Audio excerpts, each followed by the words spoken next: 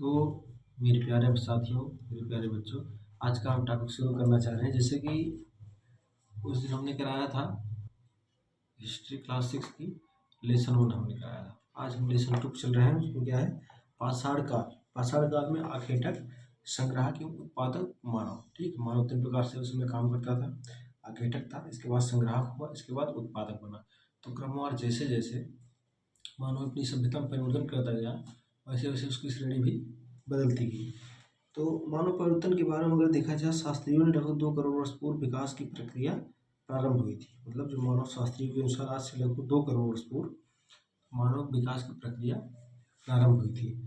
तो उसमें क्या क्या परिवर्तन हुए, ये बताने जा रहे हैं।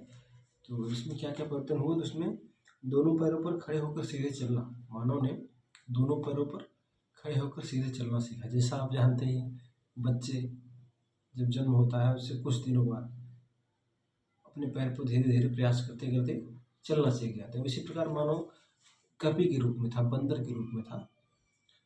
तो धीरे धीरे उसके शरीर में परिवर्तन हुआ और मानव अपने पैरों पे चलना शुरू हुआ, और अंगूठे के कारण वस्तुओं को पकड़ने की क्षमता का विकास होना महत्वपूर्ण परिवर्तन हुआ। मतलब उस समय मानव को अंगूठे तो थे, लेकिन उसमें परिवर्तन नहीं हुआ था। तो धीरे धीरे परिवर्तित हो गए और सामान को पकड़ना उन्होंने सीखा। इसके बाद मस्तिष्क के आकार एवं क्षमता में विस्तार हुआ।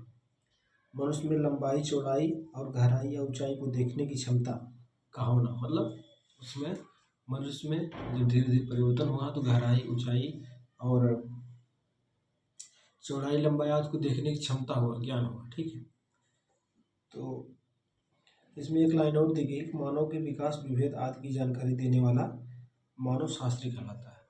मतलब जो मानव के विकास, विभेद आदि की जानकारी दे उसे क्या कहते हैं? मानव शास्त्री। तो ये बात आपको ध्यान में रखना है। तो जैसा कि आपने बुक में तो देखा ही होगा, हम आपको दिखा भी देते हैं। ये देखिए, मानव पहले इस प्रकार था और धीरे धीरे उसमें परिवर्तन हुए और मानव ने चलना सीख लिया। ठीक है, अब आगे चलते हैं। अगले पेज में क्या है? तो महत्वपूर्ण बदलाव के कारण मानव अपने आसपास के वातावरण एवं परिस्थितियों के साथ सामंजस्य करने लगा।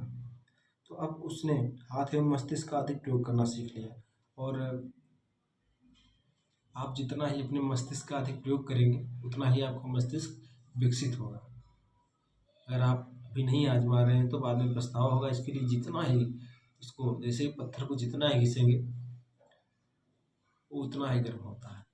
जैसे हीरो को जितना ही घिसेंगे उतना ही चमकेगा, उसी प्रकार अपने दिमाग को जितना ही घिसेंगे उतना ही चमकेगा। तो इसलिए अपनी विकास क्षमता को, अपनी बुद्धि को तीव्र करिए। तो पाषाण काल। अब इसके बाद इन्हीं पत्थर के उपकरणों से हमें उनके होने का पता चलता है, और उन्हीं के आधार पर मानव ने काल को कई, मतलब जो पाषाण काल था उसको कई भागों में बांटा।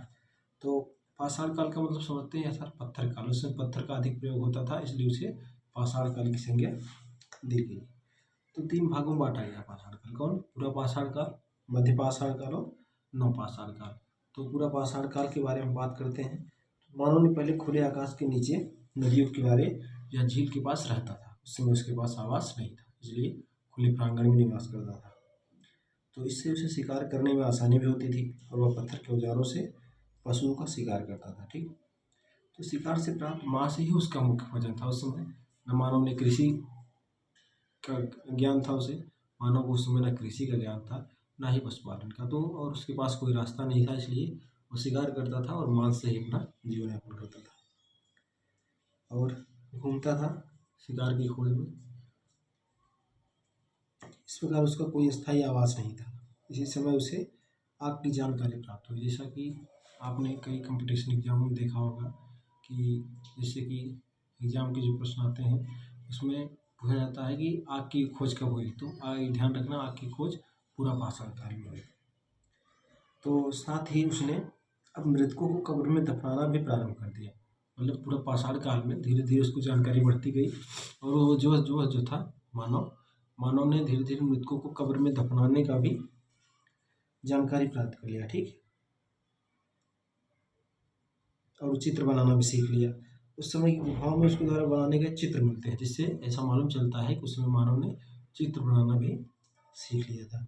तो इन चित्रों में शिकार के दृश्य भी बनाए गए हैं और इसी से मानव ने हड्डी के औजार भी बनाना प्रारंभ किया। तो यह औजार उसके ज्ञान में जो विकास है उसको दर्शाता है कि धीरे धीरे मानव के दिमाग का विकास हुआ। इसके बाद और इन नोट पॉइंट इसमें कुछ दिया गया है। तो इस युग में मानव झुंड बनाकर ही शिकार करते थे, जिसे वह आपस में बांटकर खाते थे। तो मानव यह समझ चुका था कि वह तभी जीवित रह सकता है जब वह दूसरों के साथ मिलकर चले। इस प्रकार एक दूसरे का सहयोग करने की भावना इस युग में विकसित हो चुकी थी। और खासकर की बात करें तो हमारे उत्तर प्रदेश के बारे में कुछ अच्छी बातें कही गई है। तो इसमें क्या लिखा गया है, उत्तर प्रदेश के मिर्ज़ापुर जिले में मिली कुछ गुफाओं से पता चलता है मानव समूह में रहते हैं। समझ गए, मानव समूह में। और आज देख रहे हैं एक दूसरे के प्रति आदमी कितना विभेद कर रहा है। तो ये त्यागिए इसको और समूह में ही रहना पसंद करिए और एक दूसरे से मिलजुल कर रहिए। तो इसके बाद आगे की जो लाइन दी गई उसमें दी गई कहे थे कैसे करते थे शिकार। तो आदि मानव के पास न ही जंगली जानवरों जैसे पहने थे, न ही नाखून थे और न ही नुकीले दांत, न जबड़े और न ही सींग थे। उनकी बड़ी समस्या अपने से ज़्यादा ताकतवर जंगली जानवरों से रक्षा करना था। मतलब जो अपने से ज़्यादा जंगली जानवर ताकतवर से उससे मानव रक्षा नहीं कर पाते थे, इसलिए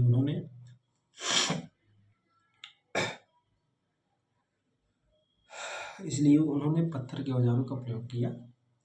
और उस समय पत्थर के औजार आसानी से प्राप्त भी हो जाते थे और यही मानव आखेटक कहलाया। और यही आखेटक व्यवस्था थी। आखेटक का मतलब होता है वस्तुओं को संग्रह करना और उससे अपने भोजन का निर्माण करना।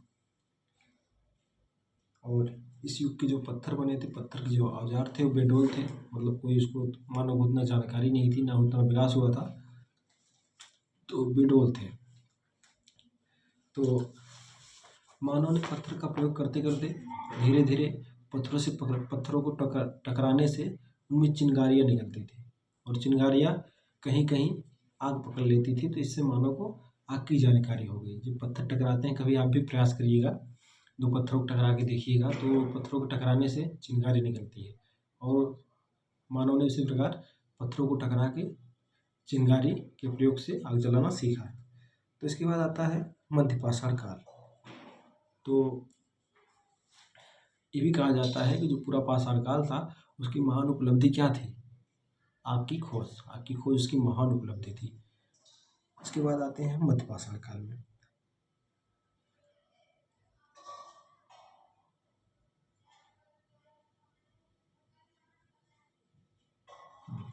तो मध्यपाषाण काल में मानव ने जो पत्थर के औजार बेडोल और बड़े आकार में बनाते थे उनका धीरे विकास हुआ, थोड़ा थोड़ा उनका और दिमाग का विकास हुआ। तो मानव ने इसको सुडौल आकृति में बनाना और छोटी आकृति में, पहले से छोटी आकृति में औजारों को बनाना शुरू किया।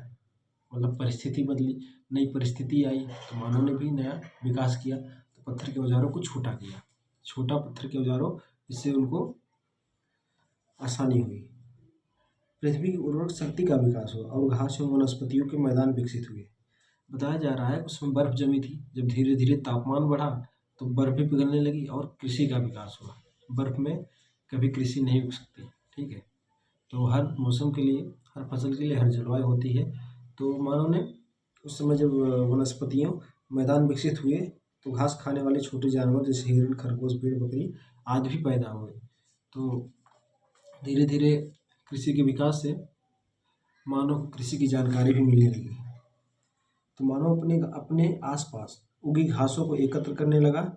इस घासों में कई आज के अनाजों के पूर्वज भी थे। मतलब जो आज के अनाज हैं उनके पूर्वज, मतलब आप कह सकते हैं कि मध्यपाषाण काल में अनाज की खोज हुई है इसका। तो प्रयोग मानव ने अपने भोजन में किया। जो अनाज उसमें मिला, मानव ने उसका प्रयोग अपने भोजन में किया। इस प्रकार वह अब संग्राहक बन गया। जैसा कि आपने लाइन में ही पढ़ी थी, आखेटक, संग्राहक और उत्पादक। अभी मानव संग्राहक तक पहुँच गया। तो मानव ने इसी समय कुत्ते को पालतू बनाया।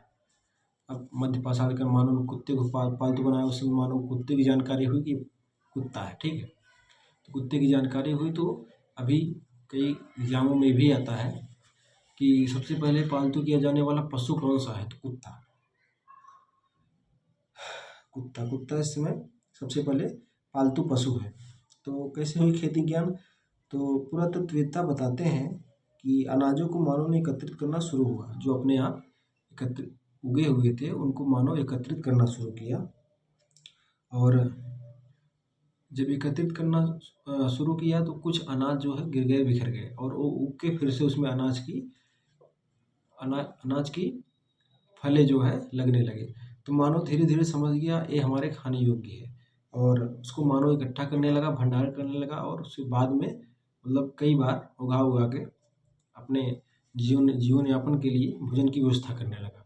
तो मध्य पाषाण काल की महान उपलब्धि से आप क्या समझते हैं? क्या महान उपलब्धि थी? अनाज की खोज, अनाज की खोज, ठीक है। इसके बाद आता है नवपाषाण काल। तो पुरातत्वविदों का मानना है कि मानव ने जब भली भांति खेती करना प्रारंभ कर दिया तभी से नवपाषाण काल प्रारंभ हुआ। तो नवपाषाण काल कब प्रारंभ हुआ?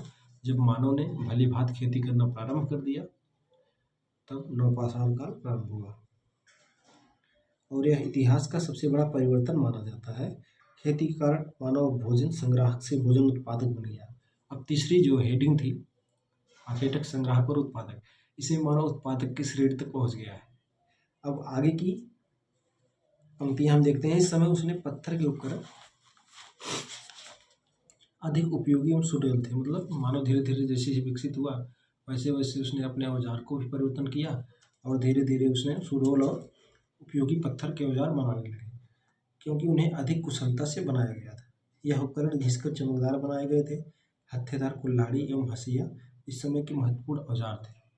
ये भी कंपटीशन के एग्जाम में आता है कि मानव ने सबसे पहले कौन से औजार उपयोग किए? तो हत्थेदार कुल्हाड़ी और हंसिया। तो खेती के साथ पशुपालन भी प्रारंभ हुआ। पशुओं का प्रयोग मांस व दूध प्राप्त करने में किया जाता था। तो मानव अपने खेतों के आसपास मिट्टी के घरों एवं घास फूस के छप्पर वाले घरों में रहने लगा। धीरे धीरे ये बस्तियां एवं गांव बन गए। जो आज की हमारी बस्तियां हैं, विकसित हैं, कई लोग रहते हैं, कई पीढ़ियां दर पीढ़ियां जो लोग रहते हैं वो हमारे पूर्वज ही हैं। हमें उनको पूर्वज ही मानना चाहिए। तो अब ये मिट्टी के बर्तन बनाना भी जान गए थे। बर्तन पर नक्काशी एवं चित्रकारी में रंगों का प्रयोग होने लगा था। आपको एक बात बताते हैं कि जो पहिए का आविष्कार हुआ नवपाषाण काल में हुआ था, और मानव ने इसी से मिट्टी के बर्तन बनाने सीखे। तो पहले जो बर्तन के औजार बिडोल आकृति में बनते थे, वो धीरे धीरे मानव चाक के माध्यम से उसको सुडौल आकृति में बनाने लगा। ये नवपाषाण काल की ही देन है। तो मिट्टी के बर्तन बनाने और सामान ढोने के लिए गाड़ी के पहिए के रूप में भी किया जाने लगा, जो पहिए का आविष्कार हुआ। तो खेती के कारण लोग एक ही जगह रहने लगे। फलस्वरूप नए नए कौशल विकसित हुए, जैसे मूंज की टोकरी व चटाइयाँ बनाना, कताई बनाना, जानवरों के बालों से कपड़ा बनाना आदि, और सामुदायिक जीवन का भी विकास हुआ। तो इसके बाद नवपाषाण काल के बाद धातु काल आता है। धातु काल में क्या है? नवपाषाण काल युग का अंत होते होते पत्थर के साथ साथ धातुओं का इस्तेमाल शुरू हुआ, और इसे ही धातु काल कहा गया। तो उस समय सबसे पहले तांबे का प्रयोग हुआ, जिसके कारण इस युग को ताम्रपाषाण युग भी कहा जाता है। तो मानव ने तांबे की खानों का पता लगाकर उसे तांबा खोदकर निकालना शुरू किया। तो उच्च ताप में तांबे को पिघलाना जैसा कि वैज्ञानिक प्रक्रिया पहले भी मौजूद थी, और सांचे की सहायता से धातु द्रव्य को विविध रूप से देना, और उन्हें सीख लिया। उन्होंने सीख मतलब धातु को पिघलाकर उन्हें विविध रूप देना मानव ने सीख लिया था। तो यह मानव विकास की एक और महत्वपूर्ण खोज थी। हाँ, तो मानव जीवन उसकी प्रगति एवं संघर्ष की कहानी है। आप जितना ही संघर्ष करेंगे उतना ही आगे बढ़ेंगे, इसलिए संघर्ष से कभी ना चूकिए और अपने कदम बढ़ाते रहिए। तो प्रारंभिक मानव ने अपनी समस्याओं से जूझते हुए अपने को जीवित रखा, और अपनी उन्नति की एक अपने को सभ्य बनाया। एक मोटिवेशन पॉइंट है, आप कभी हार मत मानिए, हमेशा बढ़ते रहिए। परिस्थितियाँ तो आती रहती हैं, कभी गलत कभी सही। अगर आप हार गए फिर आपके जीवन का मतलब कुछ नहीं है। धरती पे आए हैं तो नाम कमाइए, पैसा तो दुनिया कमाती है साहब। और एक लाइन इसमें और है, धीरे धीरे मानव ने तांबे व जस्ते को मिलाकर मिश्रित धातु कांसा भी बनाना सीख लिया। समझ गए? मानव धीरे धीरे अपना विकास करता गया।